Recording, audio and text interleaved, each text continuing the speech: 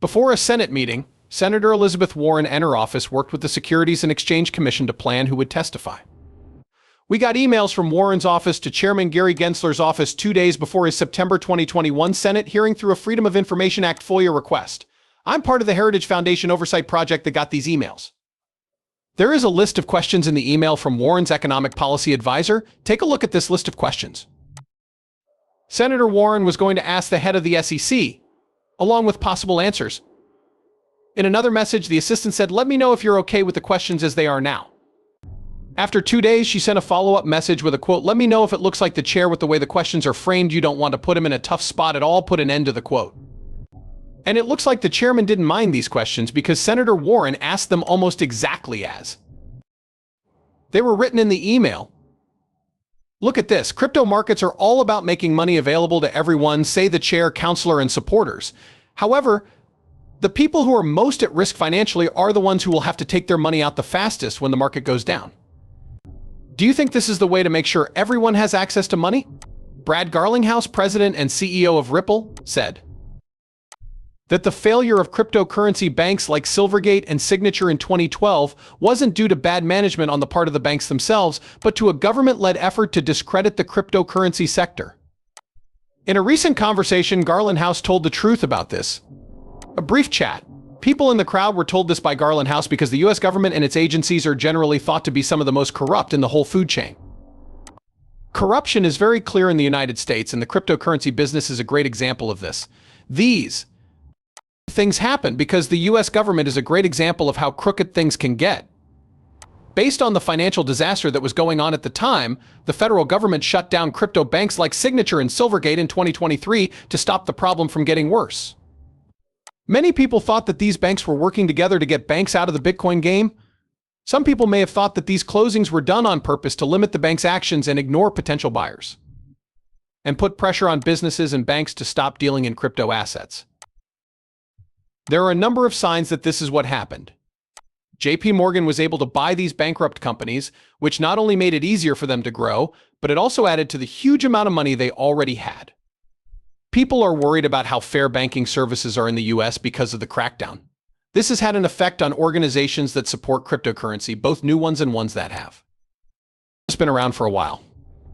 Because the Federal Deposit Insurance Corporations didn't want to do anything about Silvergate, the bank had to make a choice that had no chance of working out.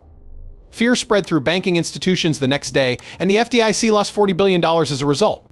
During that time, Barney Frank made it very clear that the FDIC suicide at Signature was not caused by bad management within the bank. Instead, it happens at the same time as the blind side at Custodia Bank. It happened at the same time that these two things happened. Besides that, Silvergate's charters. And the charters of Pagos and Palo CC Trust Company both expired at the same time. This is because both companies work in the same area of the economy. There were two banks that were both in the process of setting up master accounts with the Federal Reserve. And Drew's protocol's non-banking businesses, like Custodia Bank, kept running even though Drew's protocol was in a tough spot. Based on the results of the FBI's Operation Choke Point 2.0 and Gores, the list of suspects has been changed to include important people like Gary Gensler, Elizabeth Warren, and Brad Sherman. Charters of both Pecos and Palo CC Trust Companies are set to end at the same time, which is the same time that Perdigo goes out of business. At the same time, Pigos' license is also going to run out. The conclusion says that the failure of cryptocurrency banks like Signature and Silvergate was caused by the US government and its agencies trying to cause the cryptocurrency company to lose its financial stability. In a coordinated effort, you tried to make the Bitcoin business less stable. By putting this idea into action, people are worried about the fairness of financial services in the US and the rule of law after the crackdown, which has affected both new and old organizations that support cryptocurrency. There have been worries about these things because the crackdown has had an effect. The Warren clique and government agencies have been trying to shut down all Bitcoin banks except for Custodia Bank. This bank has been able to weather the storm and is still fighting. Custodia Bank is the only one that has shown it can handle bad situations. The Federal Reserve just gave permission to a worldwide bank that is thought to be of systemic importance to take part in coin custody. The Federal Reserve says that this company is very dangerous to the stability of the banking system. And this is the same company that was stated above. They just recently gave their permission for this use. These steps are used to run the system in the United States, and there is a pretty high amount of corruption inside. It was in the middle of an announcement film when Johnny Deaton asked the crowd a question. He asked whether the speaker was really saying that Senator Warren was dishonest or whether it was just the filming that was clever and original. He was interested in the truth. It was found out that Senator Warren had helped change written statements made in front of the Senate Banking Committee. It was decided that she had broken the promise she made. To do this, she sent Gary Gensler the real questions she was going to ask at a congressional meeting, along with the answers to those questions. This gave her the tools she needed to reach her goal. Besides that, she gave him advice on what to say while he was under oath, which meant she didn't follow through with her duties as a member of the banking committee and squandered the place she was sitting in at the time. This happened because Gensler gave his proof according to the rules that Senator Warren laid out.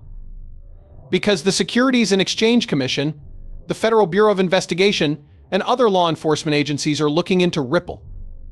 People have said that the SEC was dishonest during the investigation. Of course, the Securities and Exchange Commission would like people to think that it cares about transparency, openness, and ease of understanding, but things will become clear in the end. The timeline shows that the Securities and Exchange Commission has been responsible for companies not meeting their financial responsibilities in order to further its own goals. At the SEC Against Ripple event, people like Chris Larsson, Bill Hammond, Mike Hayden, and Sir Greg Wall, who work for the Securities and Exchange Commission, took part. These are just a few of the people who have said they are against Ripple. There have also been other CC officials present. According to a report made by Jay Clayton, the people who are being sued are Ripple, Brad Garlinghouse, Chris Liston, and Mike Hayden. Jay Clayton is the one who put in the...